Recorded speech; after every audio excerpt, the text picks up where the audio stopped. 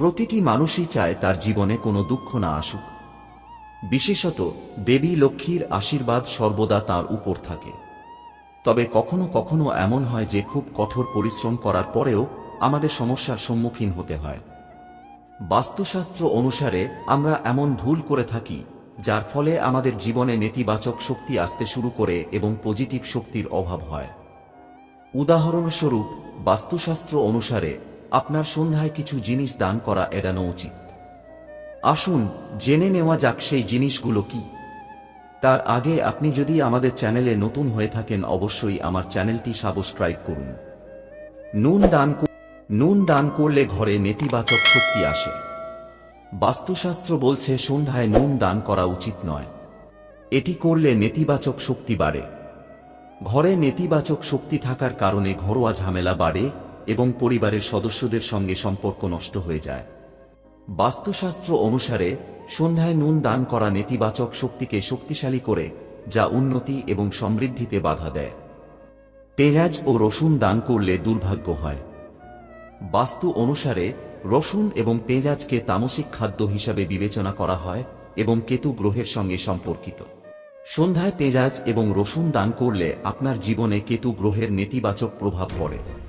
এর কারণে আপনার কাজও নষ্ট হয়ে যেতে পারে। সন্ধ্যায় পেঁয়াজ এবং রসুন দান করলে কেতু ব্যক্তির জীবনে বিরূপ প্রভাব ফেলতে শুরু করে এবং তার সম্পর্ক নষ্ট হতে শুরু করে।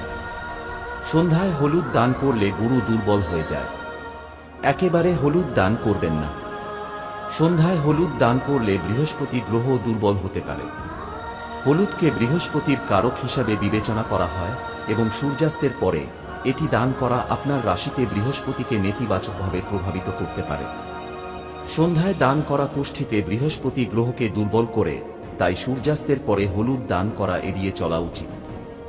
সন্ধ্যায় দুধ দান করলে দেবী লক্ষ্মীর আশীর্বাদ পাওয়া যায় না।